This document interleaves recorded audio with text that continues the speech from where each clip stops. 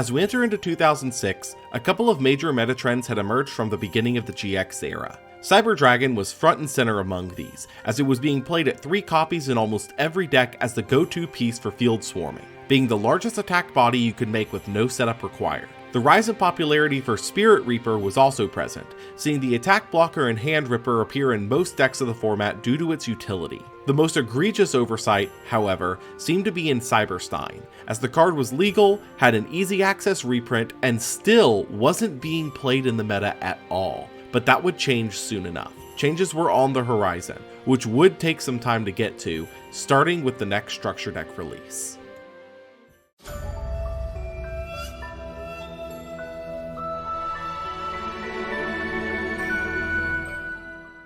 Spellcaster's Judgement. Release date, January 18th, 2006. Set type, Structure Deck. Major strategies, Spellcasters.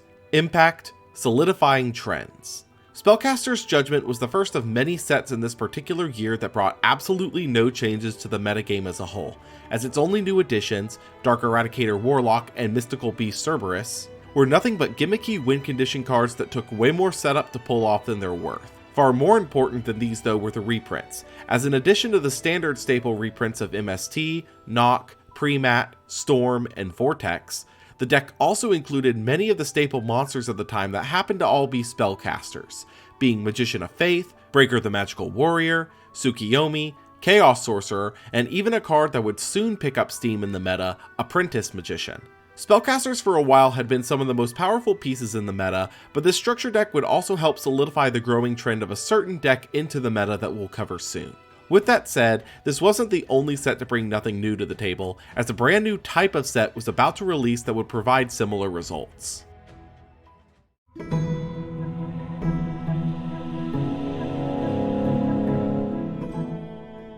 Duelist packs Jaden, Yuki, and Chazz Princeton. Release date, February 8th, 2006. Set type, Duelist pack. Major strategies, Elemental Hero, Armed Dragon, Ojama, V to Z. Impact, new set type, same disappointments. Duelist packs Jaden and Chazz were the first ever of the Duelist pack series, and they almost killed the entire concept on arrival. All of the strategies being promoted within them were completely irrelevant, even with new cards added, with Elemental Hero Steam Healer, Burst Return, Bubble Blaster, Bubble Illusion, and Clay Charge for Jaden, and Armed Dragon level 10, Magical Mallet, Inferno Reckless Summon, Ring of Defense, and the Grave of Enkindling for Chazz. Among the 10 cards, only 2 would ever see experimentation ever, being Magical Mallet as a way to solve FTK hands, which was still subpar, and Inferno Reckless Summon being an experimental piece for jank combo decks in later eras. While these releases were impactful for establishing the Duelist packs as a whole, their relevance doesn't extend far beyond that, which would only be accented by the next core set released 2 weeks later.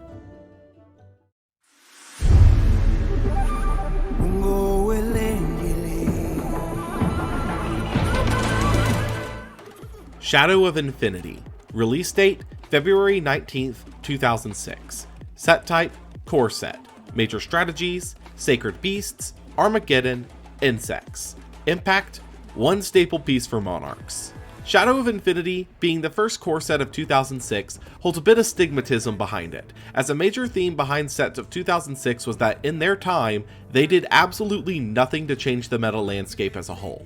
While this was mostly true, almost every set would have at least one card that held significance for the current state of the meta, which in Shadow of Infinity's case was undoubtedly Treeborn Frog, a monster that could revive itself in your standby phase as long as you controlled no spells or traps, at this point in time missing the once per turn on its effect. What that meant is that as long as you were still in the standby phase, Treeborn Frog could be revived an infinite amount of times, meaning if you had some effect to tribute him off, such as Enemy Controller, you could revive him again as long as you were still in the standby phase. While this particular interaction of its effects was not taken full advantage of at this time, Treeborn would sneak its way into many deck lists of the year due to its interactions with the Monarchs released in 2005, as it provided tribute fodder every turn for your Monarchs as long as you had no spell or traps coming into your turn. The other relevant piece of the meta in the time was Sandmoth, which would see play directly following Shadow of Infinity's release in multiple topping lists of the next few SJCs, being seen as a counter to specifically Mystic Swordsman level 2, who would destroy it before flipping it face up, allowing it to revive as a 2000 attack monster. Beyond this, there were other pieces in the set of note, but none would be relevant to the metagame at this point in time. The Sacred Beasts were the cover strategy of the set, and they flopped incredibly hard, requiring decks revolving around fiends, continuous spells, or continuous traps to be viable, none of which were particularly good at this stage. Insects received a boost here with cards like Gokapon, who searched an insect on battle destruction, Chainsaw Insect, the largest no tribute body in the game at 2400 with the cost of letting your opponent draw if it battles, and the most relevant to the long term, Doomdozer, who could be special summoned by banishing 2 insects in grave and mill the opponent by 1 when it dealt battle damage. Most of these would be irrelevant out the gate, however Doomdozer would see pop-up success in multiple eras of the game due to new synergies coming to light. Lastly, the End of the World series were ritual monsters able to be summoned with the titular ritual spell, being Ruin, Queen of the Oblivion, and Demise, King of Armageddon.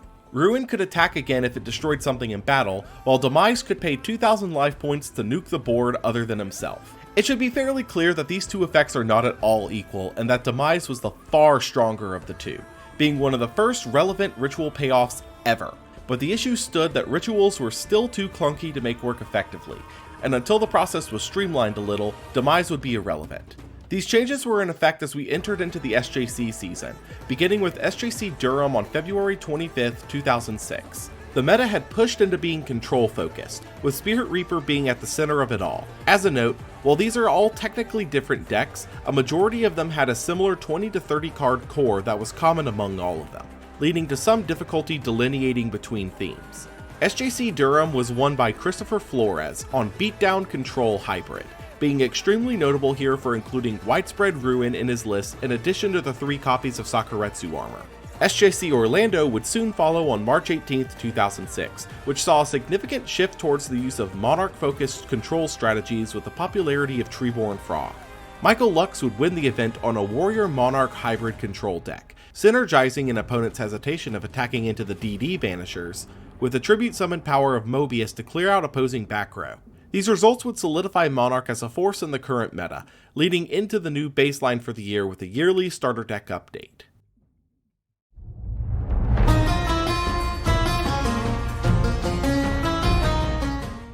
Starter Deck 2006. Release date, March 23rd, 2006. Set type, Starter Deck. Major strategies, Elemental Hero. Impact, setting a baseline. The 2006 starter deck was exactly what it says on the box, a deck for starting the game with, not a big revelation on how to play the game. It was also a really bad way to introduce new players, as the only relevant meta cards it contained were Magician of Faith, Skellingull, Premat, Storm, Braincon, Saku, and Compulse, all of which could already be found fairly easily at this stage. SJC Long Beach would take place that weekend on March 25th, 2006, and from it we'd see Monarch continue to grow its new foothold in the meta. Stephen Adair would win the event with Chaos Monarch, taking the flip monsters and light and dark core of the Chaos deck and melding it with Cyborg the Thunder Monarch, who helped in providing a light target for your Chaos Sorcerers. Shortly after Long Beach, the ban list was updated on April 1st, 2006, seeing a sudden shift in certain staple pieces. Banned were Cyberjar, Dark Hole, Exchange of Spirit, Last Turn, and Time Seal, with the only relevant meta hit here being Dark Hole. Most of these hits were aimed at janky FTK decks in the meta that rarely showed up in top cuts, but still needed to be handled.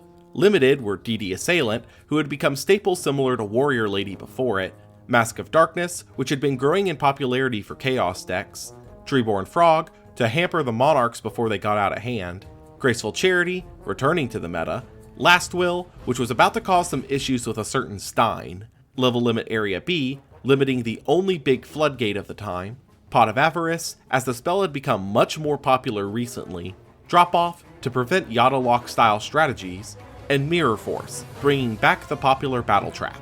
Semi-limited were Magician of Faith, giving a copy back, Apprentice Magician, as the card enabled Faith and was expected to see use alongside it, and Reflect Bounder, Nobleman of Crossout, and Deck Devastation Virus to ease their previous hits. Lastly, released from this list were Abyss Soldier, as water decks weren't relevant anymore, and Taiyu, as the cards it enabled were now mostly banned. SJC Baltimore would be the first SJC of the new format on April 8, 2006, and off the changes, many would default back to basic control strategies, with Monarch still having some good representation with only one Treeborn Frog. However, the breakout of this particular event was Shane Scurry's Chaos Return, which would win the event. This deck took the previously popular Chaos strategy with Chaos Sorcerer and added one card that completely changed the deck's endgame, Return from the Different Dimension. Return made it to where anything you banish over the course of the game is fuel in your tank to end the game with a burst of sudden damage, turning the Flailing Chaos strategy into the new go-to deck of the format. This was on full display at SJC Columbus, where Chaos Return would not only take over half of the top 8 representation, but also the prize card would once again switch. Des Volstgaff was retired and Shrink was introduced as the new prize card moving forward. Iman Gainan would win the event with Chaos Return, notably maxing out his copies of Chaos Sorcerer and Return, which was seen as a bit of overkill at the time, but made sense for seeing your payoffs as often as possible. The new Meta King had been established, and with it, many looked to the next couple of sets to immediately dethrone it.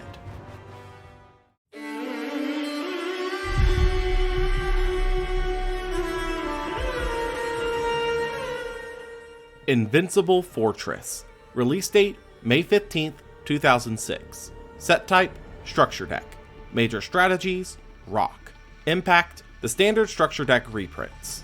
At this point, we've seen the same story repeatedly for Structure Decks in the era that the next bit shouldn't be a shock. None of the new cards from Invincible Fortress would change anything about the meta, being Great Spirit and Exod Master of the Guard. For reprints, Sandmoth, Giant Rat, MST, Premat, BrainCon, Compulse, and Ultimate Offering were reprinted here, with most of these already having accessible reprints or original printings at this point. Invincible Fortress literally changed nothing in the game as a whole, as it would leave that impact for the core set that followed 2 days later.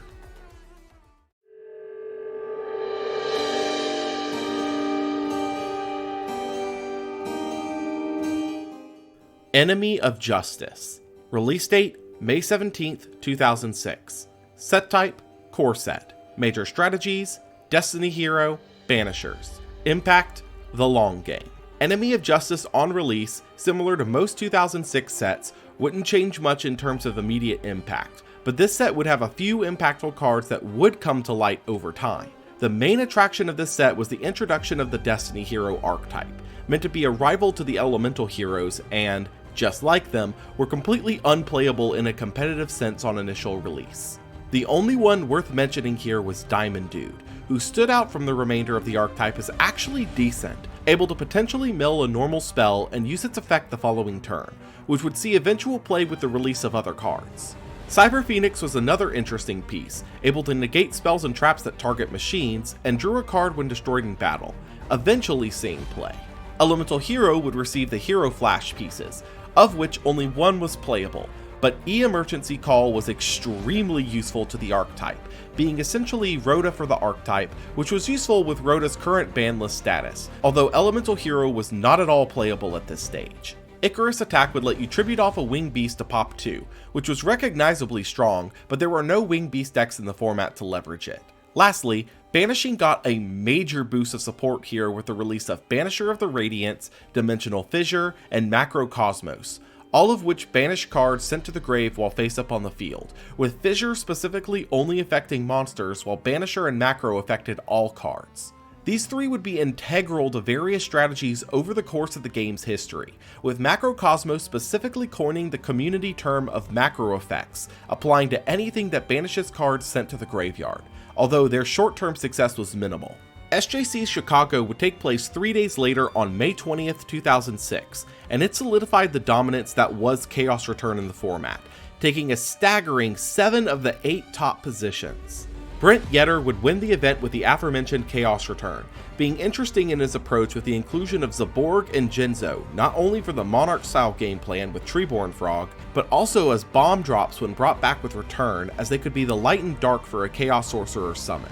The next event wouldn't be for almost a month, being SJC Atlanta on June 17th, 2006, and the results would still show a dominance of Chaos Return in the format, with Sean Long taking the event with an almost hybrid of Chaos Return with Monarch, seeing more cyborg added in since it did provide the light target needed for Chaos Sorcerer. A point of note, however, from this event was the single top 8 spot for Cyberstein OTK, piloted by Zach Johnson, as the strategy having a top performance now meant it would be on more players' radars moving forward, especially with the power it could output very suddenly.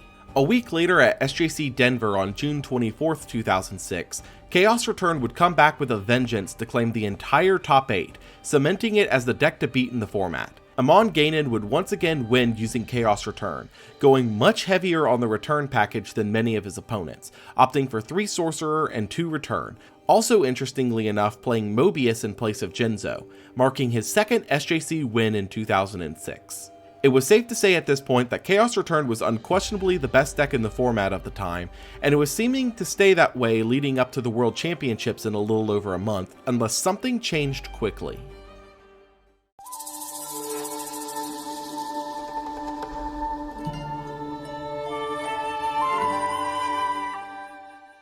Lord of the Storm. Release date, July 12, 2006. Set type, Structure Deck. Major strategies, Winged Beasts. Impact, another staple grab.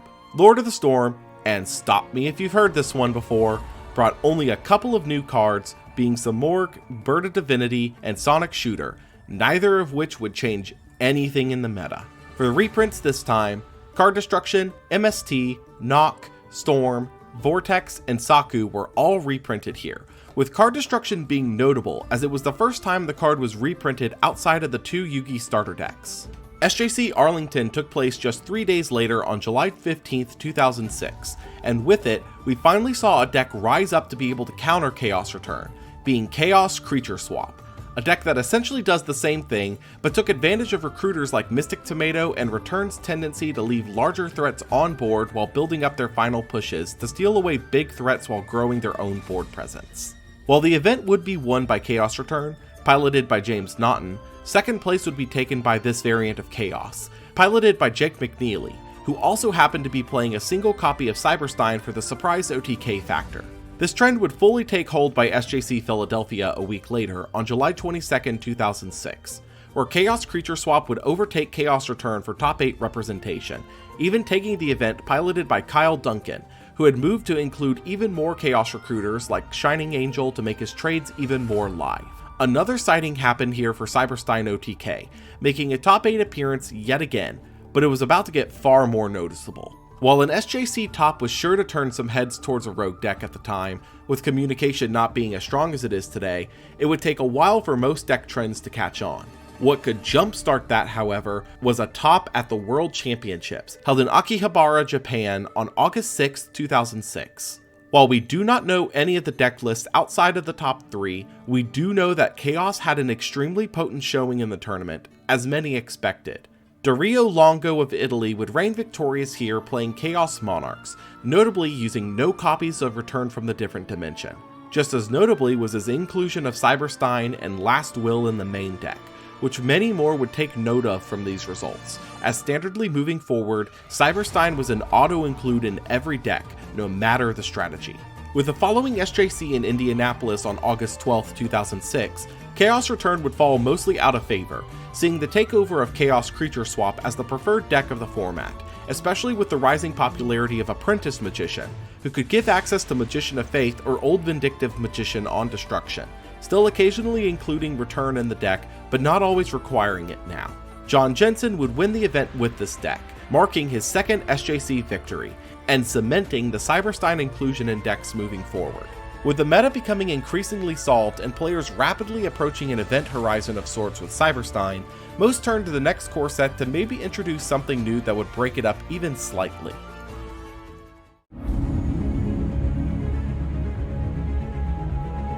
Power of the Duelist. Release date, August 16, 2006. Set type, Core Set. Major strategies, Neos, Alien, Machine. Impact, further niche pieces, no meta staples. Power of the Duelist, while many hoped it would break the streak of dud releases, only continued the trend further, bringing nothing impactful to the meta of the time, but still included a couple of pieces that would eventually bring impact in later formats and eras. Starting with the set's headliner, Elemental Hero Neos and his Neospatians would revitalize the old concept of contact fusion, which would shuffle the fusion materials from field to deck to summon out the fusion monster rather than using polymerization. However, the Neos fusions were all subpar in power level and had the crippling condition of returning to the extra deck at the end of the turn, marking the concept as dead on arrival. Destiny heroes received new support here, most notably in Dasher and Fearmonger, both of which would be impactful to the strategy later in the era, but for now did very little. The Alien archetype would also be introduced here, a series of monsters focused around placing A counters, which dropped the monster's attack and defense by 300 for each when battling an alien monster, including Alien Grey, who placed counters on flip and drew a card when destroyed after being flipped, Warrior, who placed 2 counters on whatever destroys it in battle, and the Trap Brainwashing Beam, which acted like Snatch Steal, taking an opponent's monsters with A counters and removing 1 counter during each end phase, returning the monster when it ran out of A counters or when the card was destroyed. Aliens would be experimented with, but for the time being came up short in the metagame in terms of power level. Mausoleum of the Emperor was a new field spell that allowed players to tribute summon using 1,000 life points as the tribute cost, enabling larger tribute monsters easy access. Lastly, and probably most impactful long term, fusion cards received a couple of major pieces of support here. The first was Overload Fusion and Chimera Tech Overdragon, seen as an end boss for machine strategies that could banish any number of machines, including a Cyberdragon, from grave to bring out a Hail Mary boss monster, able to attack up to the number of materials used and gain attack for each, which wasn't impactful initially, but was heavily enabled by the other card, Future Fusion. On activation, Future Fusion revealed a fusion and sent its materials from deck to grave, summoning that monster 2 turns later. While summoning Chimera Tech this way was not smart, as it would nuke the Future Fusion on summon and render the summon pointless, it could still be used to load the grave with as many machines as possible to enable Overload Fusion that turn to end the game. With this combo, Chimera Tech OTK would be created and pop up from time to time into the meta, mostly rising into popularity in 2007 once the current meta had passed. SJC Hamilton would take place over a week later on August 26, 2006, and with it would come the end of an era. Chaos Creature Swap, now being referred to as Chaos Recruiter due to the pivot away from Return and more focus being placed on the Recruiter aspect of the deck, once again showed its dominance, taking 4 of the top 8 spots, but would not win the day overall. That honor would be taken by Corey Fabish on Cyberstein OTK, being the first SJC victory for the strategy using cards like Nimble Momonga for life point management, and ending the game with either Cyber Twin or End Dragon boosted by limiter removal or Megamorph. This would also mark the official end of Chaos in the format for the time being, as the new ban list would take effect under a week later on September 1st, 2006.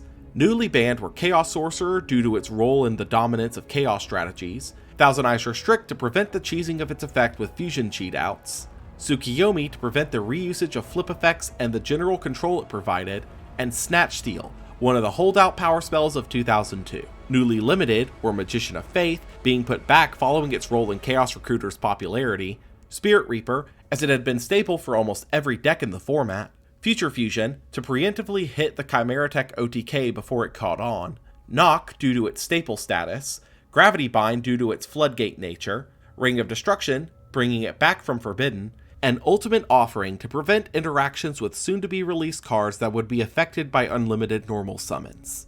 Newly semied were Exiled Force, as Warrior's presence in the meta had decreased substantially, Giant Trunade, as the back row stun was a little too accessible with all the removals hit, Reckless Greed to prevent stacking multiples, and Wall of Revealing Light due to its interactions with low life point cards like Self-Destruct Button. Lastly, released were Reflect Bounder, Emergency Provisions, Lightning Vortex, and Drop Off, as all of them had since passed the need for restrictions. An extremely important point here was not what was hit, but rather what wasn't. One of the most consistent non-tier 1 decks in the meta was Cyberstein OTK, and it wasn't touched at all on this list, which would come to be a detrimental error on the side of the balance team, as Cyberstein's power was now out in the open and just waiting to be broken even further in a newly hampered metagame.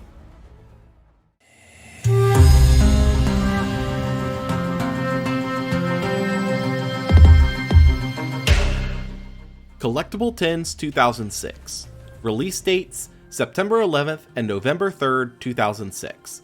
Set type Yearly Tins. Major strategies Cyberdragon, Hero, the Sacred Beasts. Impact, reprinting the one true staple. The Collectible Tins were moving away from their unique promos this year, as they would instead release reprints of previous chase cards from the last year's sets, with Wave 1 including Cyberdragon, Neos, and Raviel, and Wave 2 including Shining Flare Wingman, Haman, and Uriah. While 5-6 of these were not impactful at all to the meta, Cyberdragon receiving an easy access reprint was extremely important, as the card was consistently played at 3 in practically every deck of the format, so making it more accessible for the average budget player was greatly appreciated. The first SJC of the newly balanced format took place in Boston on September 16, 2006, painting a clear picture of the new meta.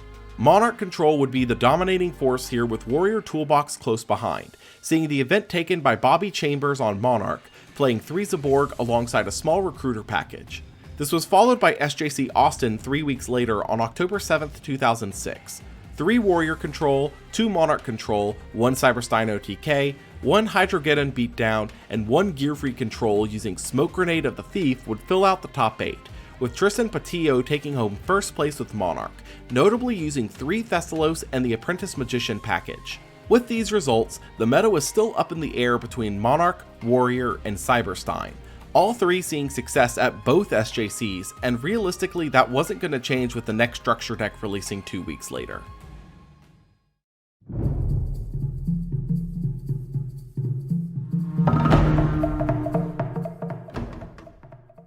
Dinosaur's Rage. Release date, October 20th, 2006. Set type, Structure Deck. Major strategies, Dinosaur. Impact, pushing the impact of a certain dino. Dinosaur's Rage wouldn't move the needle at all on structure decks of the era, simply reprinting MST, Storm, and Vortex, being the least amount of staple reprints thus far. It did also reprint Hydrogeddon, which following its minor success on the SJC stage, did spark a small rise in popularity of Hydrogeddon Beatdown. This could be clearly seen at SJC Seattle a week later on October 28, 2006, where Hydrogeddon Beatdown would see a rise in popularity, taking 2 of the top 8 spots. This wasn't enough to trump Monarch control, which still held the majority of the top spots at 3, and the winning deck piloted by Kyle Lopez, who maxed out his copies of both Thessalos and Cyborg alongside his Apprentice Magician package. The most interesting top from this tournament though was the single top from Machine OTK, which is a combination of Cyberstein OTK, which was already consistently popular, and the new Chimera Tech OTK, which synergized well with the machine support already present in the Cyberstein builds. The ever-growing popularity of Cyberstein though was coming to a head, as the deck was consistently ending within the top 8 of SJCs, even winning one, and it seemed like with the next core set release, that was about to get worse.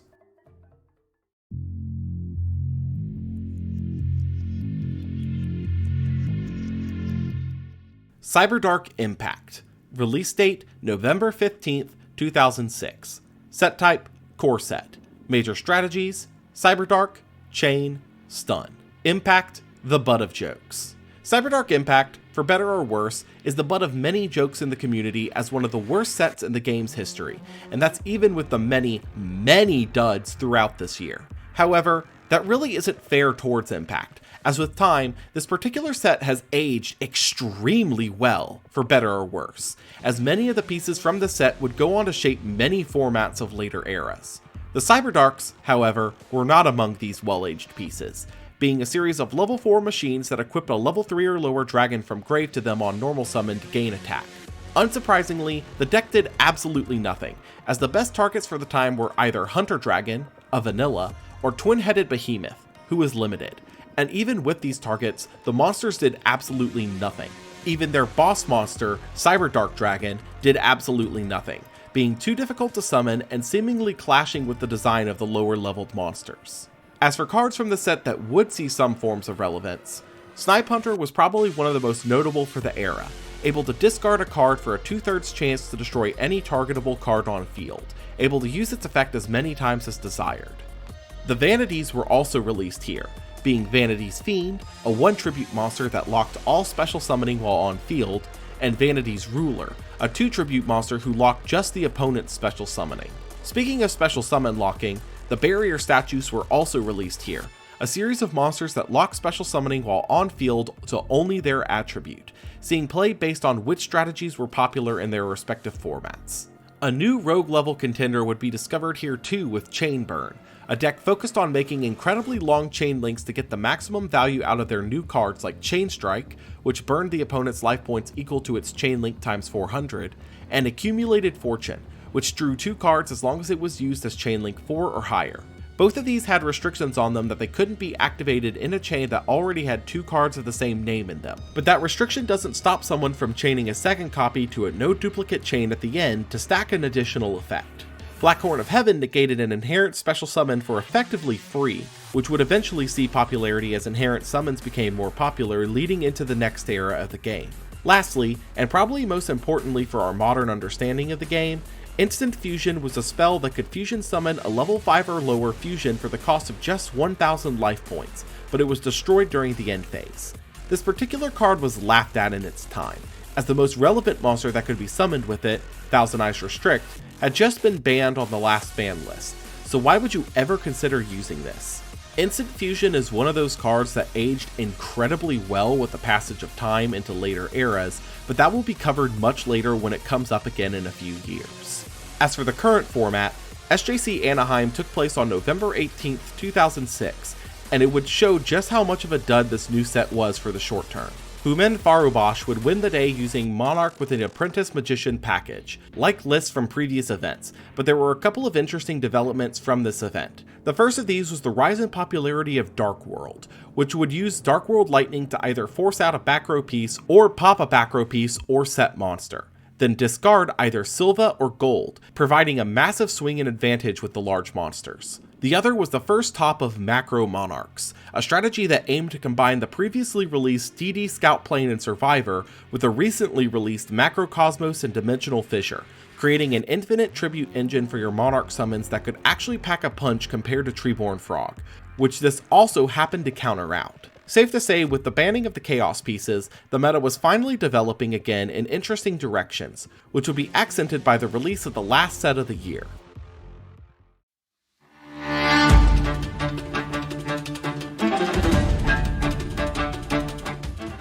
Dark Revelation Volume 3. Release date, November 25th, 2006. Set type, reprint set. Major strategies, Soul of the Duelist to the Lost Millennium. Impact, cheaper cards from the last year. Dark Revelation Volume 3 came in at the end of the year to reprint a lot of cards from 2004 to 2005, similar to the previous Beginnings and Revelation sets. Notable reprints here included the Horus line, Mystic Swordsman Level 2, Ninja Grandmaster Sasuke, Mobius and Thessalos, Mirage Dragon, Dekoichi, Nephthys, Rescue Cat, Lightning Vortex, Threatening Roar, Phoenix Wing Wind Blast, Deck Dev, DD Survivor, and BrainCon, all of which had seen minor to major success in the SJC scene. Speaking of, following this would be the last SJC event of the year in San Jose on December 16, 2006, and with it would be the birth of an all-new deck into the meta thanks to Cyberdark Impact, being Chain Burn, a deck that aimed to take advantage of the various burn cards in the game like Secret Barrel and Wave Motion Cannon with the newly released Chain Strike and Accumulated Fortune. In addition to this, Apprentice Monarch would take a dominant control of the meta, claiming 4 of the top 8 spots, but wouldn't win the day overall. That would go to David Rodriguez, playing Cyberstein OTK in its second SJC win, sparking a serious amount of controversy around the titular card, not only in reference to its consistent OTK strategy, but its usage in practically every deck in the meta as a cleanup tool for ending games out of nowhere. This culminated in an extremely significant moment in the game's history, the first ever emergency ban list. The following week, on December 21st, 2006, Cyberstein would be banned from competitive play as an added addition to the previous September ban list. It made sense that this would happen, as Cyberstein OTK had consistently claimed at least one top 8 slot in every SJC since August, and Cyberstein itself had shown up in most decks ending in those top 8 positions due to its utility as a surprise game ender. With the banning of Stein, 2006 Yu-Gi-Oh! Came to a close, and though many of the sets in the year changed to nothing overall, this could be seen as the calm before the storm. Major changes were on the way to the metagame of Yu-Gi-Oh!, as the GX era was approaching its first true strategy shakeups with the introduction of a few new monsters that would change the power level of the game forever. A big shout out and thank you to Prinrin, Ryza339, and all of my other patrons over on Patreon. If you'd like to see my videos a day early, consider supporting me on Patreon, link in the description below. If you like this video, be sure to like, comment, and subscribe below. It really does help me out. If you want more info for the behind the scenes for these, be sure to follow me on Twitter, check out my Twitch streams, or join my Discord server. All links are down in the description below. Thank you all again, and I'll see you next time.